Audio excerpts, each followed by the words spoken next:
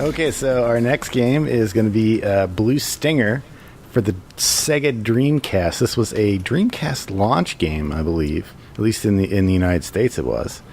And it's kind of a survival horror game. It's one of our earliest and probably one of our best Game Club 1990X episodes, if you want to go back in time and see what we had to say about it. About the experience of playing it. You should do that. It's a funny episode. But I mean, that was us playing it straight up. Like, we haven't played it since then. Speak for yourself. I play Blue Stinger constantly. At least once a month. All the way through. That must have been a convenient month for you. I wouldn't say that Blue Stinger is exactly a once-a-month game, but when I got around to playing it, I actually liked it a lot more than it did. I'd heard over the years that people played it that it doesn't really hold up all that well, and while it is pretty rough, I'm going to drop a hot take here. I enjoyed it more than Resident Evil Code Veronica. Yeah, I would agree with that.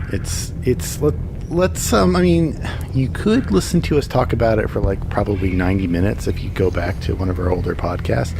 But I kind of like just it's kind of a survival horror game, but it's also just kind of a third person action game. It's not really that scary, and it doesn't really seem to be trying to be scary. It's really more B-movie-ish. I mean, a zombie outbreak happens at the real-world dinosaur crater. That's pretty ridiculous on its own. Right. I mean, I've only played the game. I didn't live the life, which is why I invited a special guest host just to help us rank Blue Stinger. I'd like to introduce everybody, or reintroduce you to one Mr. Dogs Bauer. Taking a bath in the middle of the battlefield. Ain't that cool? Oh, Dogs. He is legitimately you wacky here. Son of a bitch. So Dogs Bauer, he is my... I'm going to talk about him as if he's not here. I know he doesn't mind. Dude is really stoned all the time. If you want to live, give me the card key. Dude. Look, all right, it's probably best that we just ignore him for now. He can get kind of pushy about those card keys. But he is bar none my favorite video game character of all time. He's basically like a big fat party animal who has a boat for some reason, and he and a beard and a bandana, really short shorts. He can change T-shirts to give him different powers, and he sounds like that. Maybe give us another. Let us hear your melodious voice, Dog. If you want to live, give me the card key. All right, we've been over this. We've been. Okay. All right. I should note that You heard the man. I should note that the voice in question is Dean Bristow, who was also around this time the voice of Dr. Robotnik, or Dr. Eggman, if you will, from the Sonic series. Unfortunately, Dean passed away in 2005, so, Fortunately, Dogs lives on. At least, Thanks for helping me. He lives on in our hearts, and also on this Where's podcast. Tim? Yeah, We like should just Dogs. keep him as a. Who are you? I was gonna say Dogs as a character. He feels like a bit character, but he's actually a main character that you get to play as the whole time, which is with Tim. like that's amazing. Yeah, the thing is, he's the deuteragonist, but not the protagonist. The main guy is Elliot G. Balad, who's, I guess you guys aren't as fond of. A weenus. Yeah, Elliot's the white bread Ryu dude who just gets caught up in things, and he's like Leonardo, and Dogs is like all other three turtles combined, I guess, as far as interest is concerned. Good help. Like me. I mean, Elliot kind of approaches every situation just like, "Oh man, what's going on? Whoa, like, whoa." Also, yeah, he's boring at the same time. He sounds like he's like some kind of Canadian exchange student who just happened to be in Japan when they were recording. Actually, speaking of Sonic voice actors, his voice, Ryan Drummond, was actually Sonic himself from around that time. At least for Sonic Adventure and Adventure 2. He's not dead, but I guess he stopped around the same time that Dean Bristow did, so... Yeah, the connection there. Well, he's not...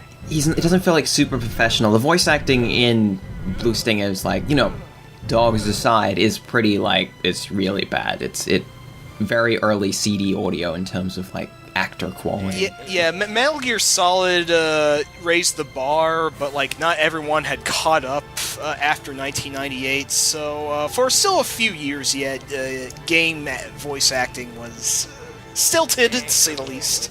Well, I mean, we can talk about this. Like, I was listening to the old show to kind of remind me a little bit about this, even though I play the game every month, which is totally true. It is not just for a Dreamcast game, but if you just look at it in terms of like what was out in 1999, it's a beautiful game. It's very bright, very colorful.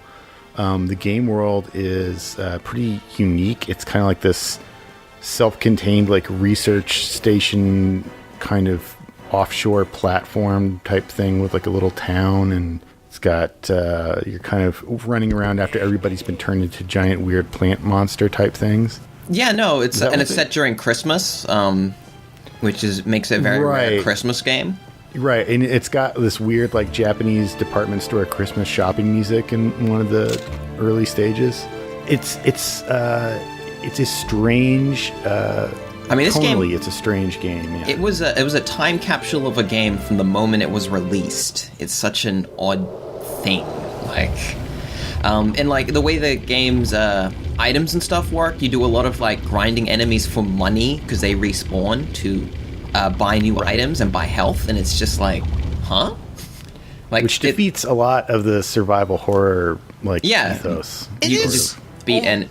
Oh, sorry. Well, I was gonna say it is basically it's survival horror for about the first 5 minutes before you just go to the shopping mall and get a bunch of money and buy all the guns.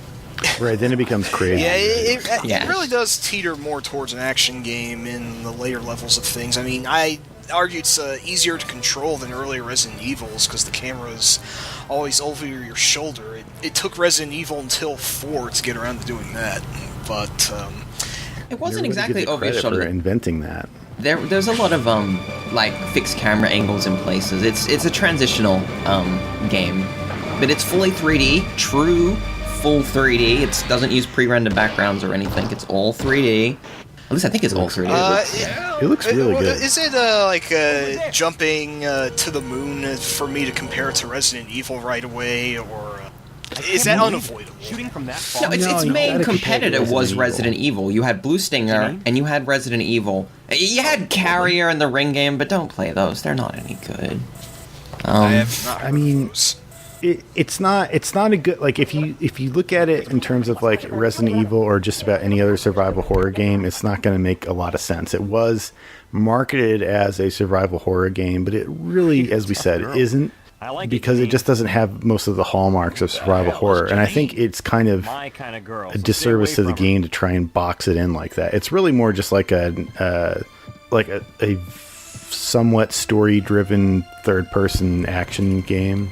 It is absolutely its own game. Like, there is one game that it compares to, and it's its own semi-spiritual, not quite predecessor, sequel thing. Illbleed. Other than that, there's nothing that... They're the only two games that have the same tone and controls and just...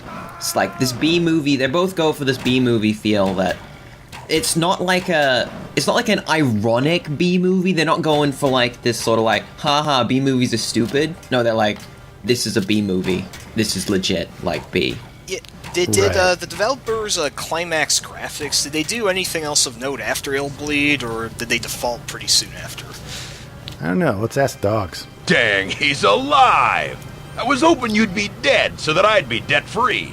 Well, I mean, in all fairness, I think Climax Graphics is dead, right? Whoops, that was like the least appropriate clip. Stop whining! Jump in the tub. No. That worked really well. But yeah, I think Climax folded shortly after. Actually, I don't think they because I think that there was talks to port Illbleed to the Xbox or something, and then it didn't happen. I believe is one of the things that the death of Climax sort of. They may have realized that nobody cared. It was. I mean, I don't want to stray too far off Blue Stinger, because we're already going to be pushing, like... We've barely talked about what Blue Stinger is, but we also talked about what Blue Stinger is, and Blue Stinger is its own thing, and just this, like... I said this, I didn't record this, so I'm going to say it right now again. Blue Stinger, as a game, is kind of... I think it's reached the maximum amount of aging it's going to do. Like, it's just...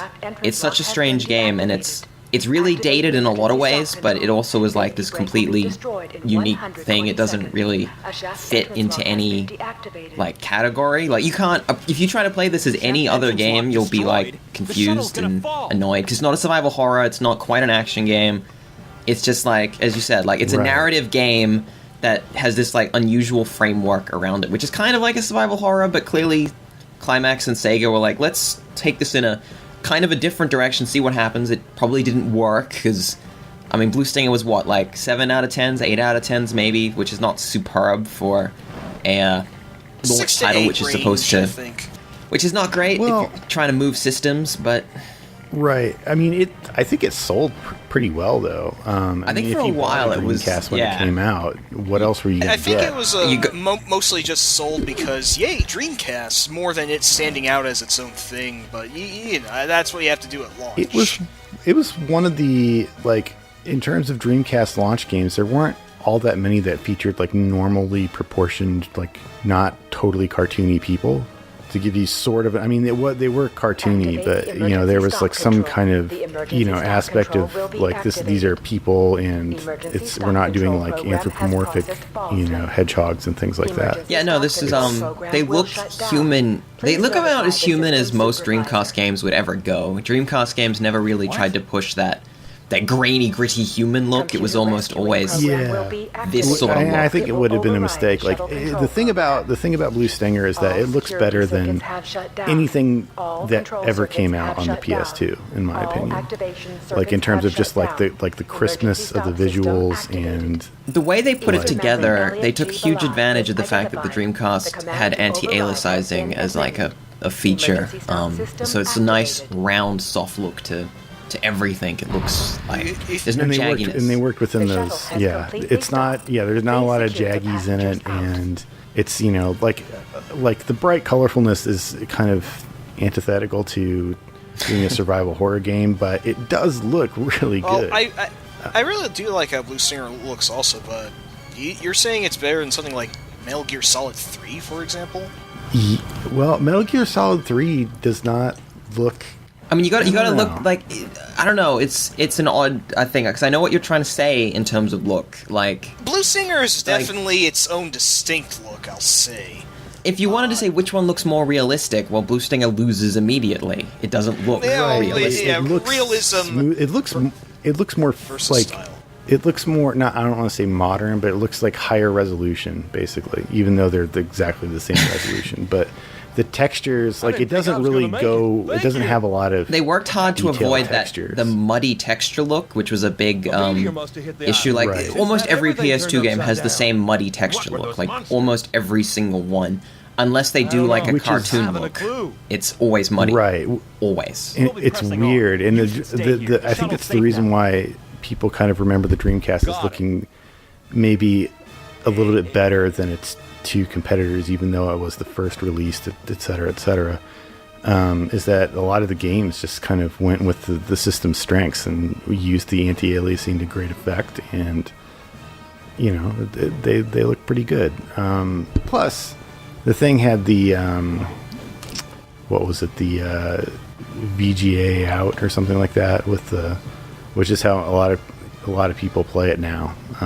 Yeah, it had if you're going to use the original hardware, and that makes it look extra good too. Yeah, you have to upgrade your PlayStation 2's output to use that. Otherwise, you got like component or whatever, like a gross composites thing. So, right. Should we check with dogs into whether we should rank this now? Do you have the card key to the freezer warehouse? No, I mean, dogs, we've been over this. We don't have the card key. If you want to live, give me the card key. Dude. It never seemed like a terrible game, just very average, I'd say, so... I think it's a game that's really more appreciated for its time than holding up nowadays, but... Yeah, if you have fond memories of the Dreamcast, I think... Who is it? I think it kind of holds up better, and I certainly do have very fond memories of the Dreamcast. It's still my favorite console of that generation, notwithstanding the like kind of dearth of great games. I would be careful with Blue Stinger, because that one is a game that I think if you have very, very fond memories of Blue Stinger, you might be like, wait a second, this isn't what I remembered at all. Yeah, that's true. I mean, I played it recently. Like this month. Right, exactly. This month. I played it this month, as I do every month. On the first of the month, I get out Blue Stinger and play through it all the way through. Sometimes it takes me all day long. There's just so many things to explore in Blue Stinger. There's the barbershop and the convenience store and the little room above the convenience store where you can buy a grenade launcher. The barbershop. And how dogs can change his physical move list just by wearing different t-shirts. Yeah, he puts on the sumo t-shirt and he can just shove people, right? Well, he's gotta believe shove Dinosaur Zombies, but yeah, right. Certainly. The game also gets credit for, I think, having just a totally batshit insane story. Oh yeah, this is a spoiler, but didn't we eventually sum it up as an intergalactic booty call? That was the reason for I believe we did. Yeah, there's like a everything. giant egg that is being fertilized. Yeah. essentially. Some sort of interdimensional alien pregnancy or whatever. I forget exactly how it worked, but it's definitely very high concept. Chasing the like freaking glowing Nephilim alien thing. I remember all this. This happened. Yeah. So, I mean, where do we want to put this on the? Yeah, that's going to be a real tough one, actually. Like I said, Dogs Bauer, my favorite video game character of all time. Any game that has him in it, and there are only two. And Why don't the we other ask him one. what he thinks? What does Dogs think? Stop whining! Let's jump in the tub. Well, That is Well, can't argue with that. Do you have the card key to the freezer warehouse? okay. Well, I'm gonna take a bath. Nothing's gonna stop me. there's the bath again. I think he might be talking about. Love with you. Girls yeah, good luck with that. I see trouble in the near future. So, well, I'm just going to put it up here. Like, is it better than Bionic Commando? Right here. Let me step back to say this. I like the game a lot more than I thought I would, but I'm going to be world perspective here and admit that we probably have a lot more fondness for Blue Stinger than a good deal of other people do. Because nowadays it just doesn't seem to be quite as liked in various outlets that I've seen on the web. But I'd put it above UN Squadron. Ooh, I'm not sure if I'd go that high. I do like UN Squadron quite a lot. I do too, but it doesn't have Dogs Bauer in it. I mean, if this was a list of Dogs Bauer, it would be a pretty up there but in the list. it's you have to factor in the fact that there's only one game out there that Dogs Bauer has a speaking role in. I mean, yeah. I have to give it. I have to give it minus points because that white gilt milquetoast Ellie is the main character in Dogs. It doesn't matter. You can play as Dogs Bauer throughout the entire thing if you want to. He's a playable character from the very beginning, I believe. That's fair. Although his weapons are harder to wield than Elliot's, and I don't think he gets as many. But I believe there's one point in the game where you have to play as Elliot. I'm pretty sure you don't get a choice. Well, okay. There's Be that one as point. it may, it does make the game a little bit stronger because it lets you know how much, like, it reminds you of how great Dogs Bauer is when you can't access him. Doesn't Dogs Bauer get a minigun of some kind? Yes, he gets the that minigun. nobody else gets. What do you mean nobody else? There's two playable characters. One of them doesn't get it. He's the heavy weapons guy. I don't know how many playable characters there are because I'm always dogs. So for all I know, you could be, I don't know. If you were to strip like every game from existence, I would probably want Blue Stinger to go pretty late in the list. Like I'd want it to last longer than a lot of games because it is just like there's no other game that's like Blue Stinger. You can't if you like Blue Stinger, what would you recommend? Yeah, I don't know. It's nothing. You got like a load of question marks. Like I mean, you get Illblade, maybe.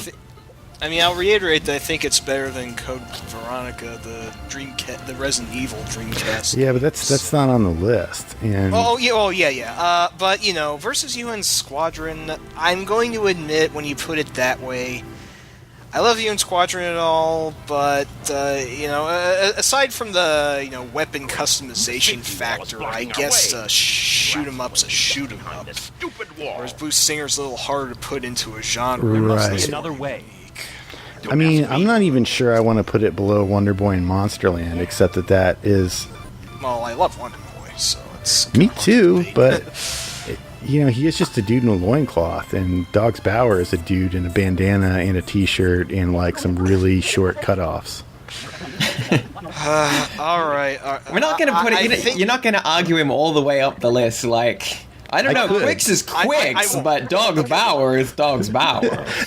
Here, let me play the cheap pop here. I think I will agree with Xerxes' placement between UN Squadron and Street Fighter 3 Third Strike. If Dogs is I was putting it above UN Squadron. oh shit. Yeah, he's putting it above, between that and Monsterland. Oh, geez, sorry. Street Fighter 3 Third Strike, if you added the, character value of every playable character together, it would equal, 30% of Dogs Bauer. That's true. We did a long discussion about that, I believe. I'm going to admit... Dogs Bauer would kick Alex's ass. Okay, fine. I'll give you that. I will admit, Dogs Bauer The dude would take a heroic bong rip and then just beat Alex's ass. Is what he would do. What would you do, Dogs Bauer, if it was just you and Alex in a dark alley? Taking a bath in the middle of the battlefield. Ain't that cool? Yeah, that went to a weird and dark place, Dogs. But that's a super. I'm gonna take a bath. Nothing's gonna stop me. Yeah, we heard about the bath. All he just has to do is take a bath, and then Alex puts his bandana on like a blindfold and just runs. It would be they could bond over the mutual bandana ownership. There's not that many game characters that wear bandanas. The catch with Blue Stinger, and this is the catch why it can't go any higher. You have to play the whole game to get the dog gold. It's only he's only there every so often. You only get you only get 10, 20 lines of dog's wisdom. The rest of it, you gotta listen to Elliot. You gotta listen to the female character. I can't even remember her name. Janine, who was voiced by fairly prolific video game actress Laney Manella. Was she supposed to be Dogs' daughter? He's just doling out spoilers. Did we just invent that for the last podcast? No. She's like his mysterious daughter. Yeah, he doesn't realize it. Right. No, I almost forgot that plot twist, and we blew it. But oh well. I said the thing about the alien booty call, so. The alien booty call is more vague, but we may have to drop that. But anyway, somebody explain to me why Blue Stinger deserves to be below Wonder Boy and Monsterland. Wonder Boy and Monsterland is one of Sega's best 2D sort of style platforms. And actually, Wonder Boy as a game, I think, has that same particular uniqueness. The way Wonder Boy moves with that kind of his feet are made out of ice. It's a very distinctive style of platformer. And I don't know, you can't just throw that away because Monsterland does have a lot of doesn't it have Smoking Pig as well? Stuff to it. I mean, that's the one with the smoking pig, isn't it? Or is he in? No, he's in Dragon's Trap. That's the next one. That's Dragon's Trap, right? Or no, it's not. That's Where's your medicine? No, it it was Dragon's Trap. Is it? Yeah. Wait. No, it was the one that was on Genesis. No, he's not. No, there's no smoking pig in Genesis. Oh, you mean Wonderland? Monster Boy, Wonder Boy and Monsterland is the Genesis one. Okay, is that right? Boy, why I think it was Wonder Boy and Monster World. Just straight up Wonder Boy and Monster World. The most confusingly named series ever, and it's taking away from our Blue Stinger Well, discussion. the games are awfully similar. It's Dragon's Trap, the one for the Sega Master System, a.k.a. Dragon's Curse, the one... It was also ported to TurboGrafx 16 under that name. That's the version to play, by the way. All right, I can dig that. There are no Robo Dragons who come from Other Star. Yeah, it has a similar. It's got a great twist ending. You never see it coming because how could you physically see the ending coming? True. But yeah, I think they're both great games. It's no shame to lose to Wonder Boy at any point. between Wonder Boy and UN Squadron and 2 clicks above Street Fighter 3 First Strike. Okay. I'll agree to this only because I love you, dogs. Yeah, dogs. I think dogs has to be on his way. There is some. No time for Bats to explanation. take. If you want to live, give me the card key. And so we did. Yes, we did in a way. We finally gave him the card key. We gave you the was- card key. I gave him my credit card too. He kind of forced me into it. Dude, he racks up huge debts. Were you not paying attention? Just the like hotel pornography purchases alone for Dogs Bauer, I think would bankrupt the normal man.